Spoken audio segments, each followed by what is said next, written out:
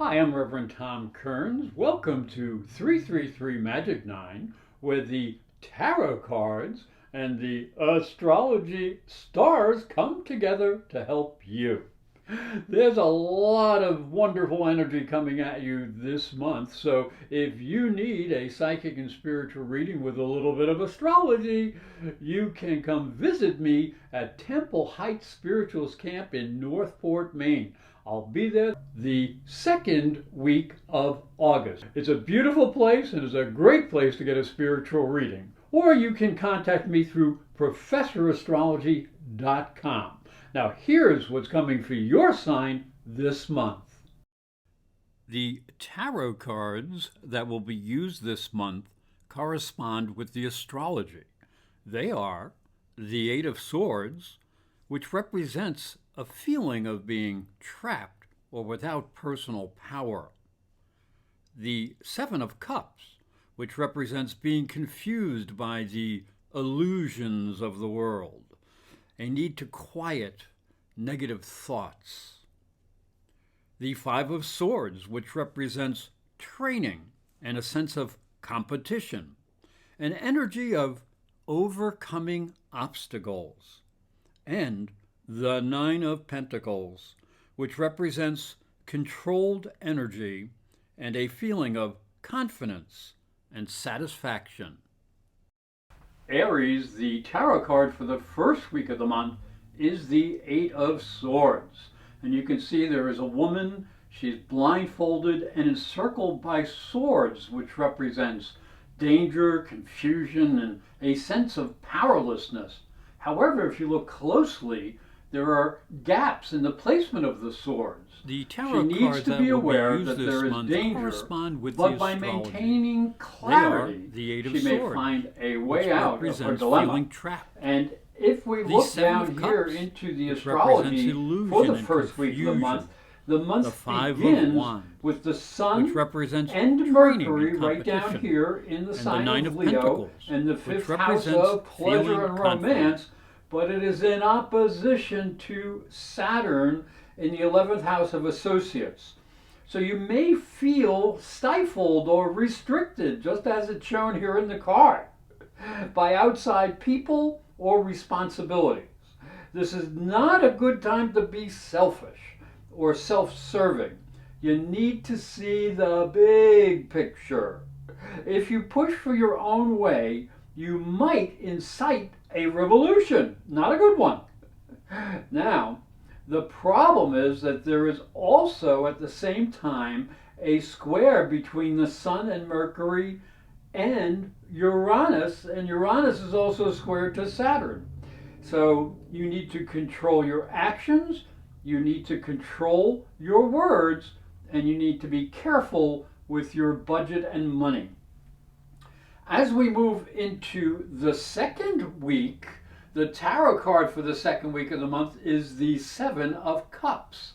Now, there are just too many possibilities in front of you, and it may be difficult to perceive the best course of action to take. So you'll need discipline and control to help you make wise decisions. You may need to rely on some common sense and some intuitive guidance. And as we look to the astrology for the second week, it begins with a Venus opposition to Neptune between the 6th and the 12th house. Now, this can be a confusing energy, as the need for dreaming romantic dreams clashes with the reality of your everyday life. If you're having trouble in romance or with creative projects, take a pause to think things through, because there will be a very nice Venus-Pluto trine that will connect your 6th and your 10th house.